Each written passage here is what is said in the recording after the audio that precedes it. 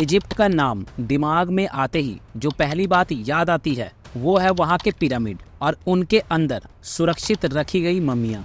ये मम्मियाँ आज हजारों साल बाद भी पूरी तरह से सुरक्षित है, जिन्हें देखकर साफ पता चलता है कि आज से हजारों साल पहले इजिप्ट सभ्यता कितना एडवांस था। लेकिन जब भी मम्मी का जिक्र आता है, जो सवाल दिल और दिमाग में आते हैं वो ये है कि आखिर क्यों इजिप्ट के लोग मरने वाले को जलाने या दफनाने की बजाय उसका मम्मी बना देते हैं, और कैसे इस मुश्किल काम को अंजाम दिया जाता होगा, और किस तरह से एक मृत शरीर को इतना सुरक्षित बना दिया जाता था कि आज हजारों साल बाद भी उनमें कोई बदलाव नहीं आया है। इन सभी रहस्यों के बारे में आज आपको पूरी जानकारी मिलने वाली है। हमारे इस वीडियो में अंत तक बने रहिए और वीडियो को लाइक करके चैनल को सब्सक्राइब करना ना भूलें।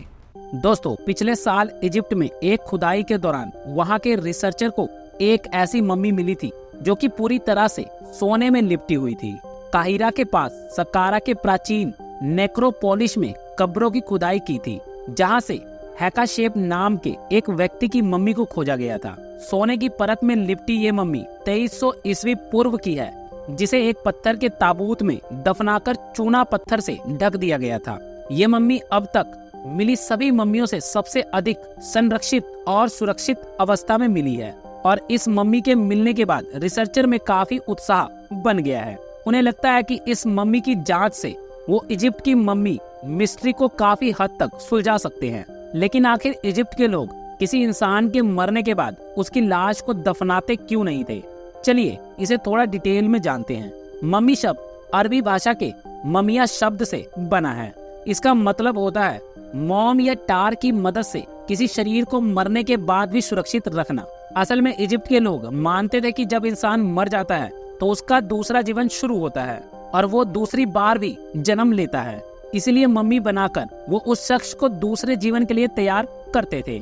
साथ ही इजिप्ट के लोगों का मानना था कि अगर शरीर को संरक्षित करके नहीं रखा गया तो आत्मा संसार में भटकती रहेगी और लोगों को नुकसान पहुंचाएगी। उनका मानना था कि मरने के बाद शरीर में आत्मा लौटकर वापस आती है। जब वो लौटकर आए तो उसे उसका शरीर सलामत मिले। इसके लिए ही ये लोग मृत व्यक्तियों की मम्मी बना देते थे। खास तौर पर यहाँ के शासकों और राजनेताओं को, जिन्हें यहाँ फराओ की उपाधि दी जाती थी, उनकी लाश को मरने के बाद मम्मी बना दिया जाता था, ताकि वो जब भी फिर से इस दुनिया में आए तो अपने पद को वापस संभाल सके। ये लोग अपने जीवन को तितली के साथ कोरिलेट करते थे। मौत के बाद खास तरह का लेप लगाकर और कोकून की तरह पट्टी बांधकर ताबूत में बंद कर दिया जाता था। उन ताबूत को पिरामिड में दफना दिया जाता था। उनका मानना था कि तितली की तरह ही उनके नए जीवन की नई शुरुआत होगी। तो अब आप ये तो समझ गए होंगे कि जिस तरह गीता में कहा गया है कि आत्मा अमर है, केवल शरीर बदलता है, लेकिन आत्मा अमर रहती है, वो केवल रूप बदलती है। वहीं इजिप्ट के लोग मानते थे कि वो आत्मा एक बार फिर उस शरीर में वापस आएगी, इसलिए वो उस शरीर को सुरक्षित रखते थे। दोस्तों, लेकिन उस समय भी मम्मी बनाना आसान काम नहीं हुआ करता था। ये बहुत ही महंगा प्रोसेस था, क्योंकि इसमें काफी टाइम और रिसोर्सेज लगते थे।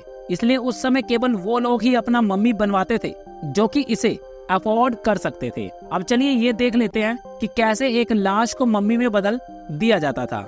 इजिप्ट के लोग डेड बॉडी को मम्मी बनाने के लिए डेड बॉडी के नाक में एक हुक लगाते थे और उसके जरिए दिमाग को निकालकर हटा देते थे।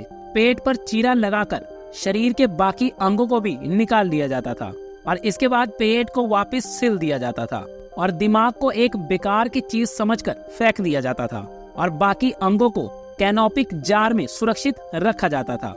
इनका मानना था कि हर अंग अलग देवताओं को समर्पित होता है। इसके बाद उस डेड बॉडी को, जो कि अंदर से पूरी तरह से खोखली हो चुकी होती है, उसको शराब और मसालों से धोया जाता था।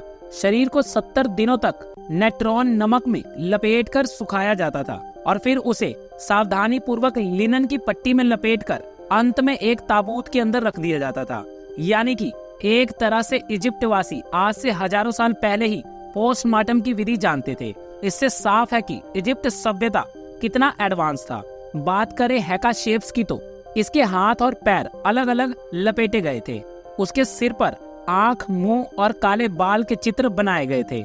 उसके शरीर को सोने की पत्तियों से ढका गया था जिससे उसकी त्वचा सुनहरी दिखे।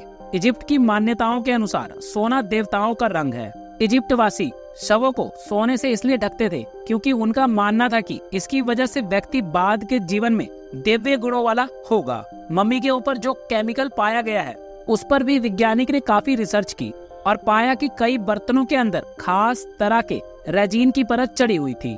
ये एशियाई पेड़ों से प्राप्त रेजिन एक तरह का चिपकने वाला पदार्थ है। इनके अलावा लेबनान से देवदार के तेल और डेड सी में पाए जाने वाले कोल तारा का भी इस्तेमाल किया गया है। शवों को मम्मी बनाने के लिए इस्तेमाल किए जाने वाले पदार्थों में एंटी फंगल, एंटी बैक्टीरियल गुण थे जो इंसानी टिश्यू के संरक्षण और उनका दुर्गंध कम करने में मददगार होते हैं। इसके अलावा जो लोग अमीर होते हैं उनकी मम्मियों के आसपास चित्र भी बनाए जाते हैं। इसके अलावा भी मिर्स के कई तरह के रिवाज प्रचलित थे। प्राचीन मिर्स में परिवार के किसी भी सदस्य की मृत्यु पर रिश्तेदारों को भोजन, जिसे प्रसाद समझा जाता था, कराने का रिवाज था। मिर्स के लोगों का मानना था कि इस प्रसाद के बदले में मृत व्यक्ति को जरूरत के समय सहायता के लिए बुलाया जा सकता है। मिर्स व्यक्ति जीवन और मिर्स के अंडरवर्ल्ड के देवता ओसिरिस के बीच दूत का काम करने लगता है।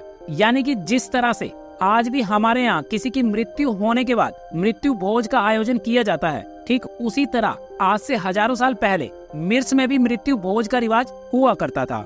दोस्तों, इजिप्ट की मम्मी मिस्ट्री के बारे में जानकारी आपको कैसी लगी हमें कमेंट में जरूर बताएं और वीडियो को लाइक करना ना भूलें। आपका लाइक और सब्सक्राइब हमें नया हौसला देता है। और अगर आप किसी टॉपिक पर वीडियो देखना चाहते हैं वो भी हमें जरूर बताएं। वीडियो को लाइक और चैनल को सब्सक्राइब करना ना भूलें। तो मिलते हैं नेक्स्ट वीडियो में, तब तक के लिए धन्यवाद।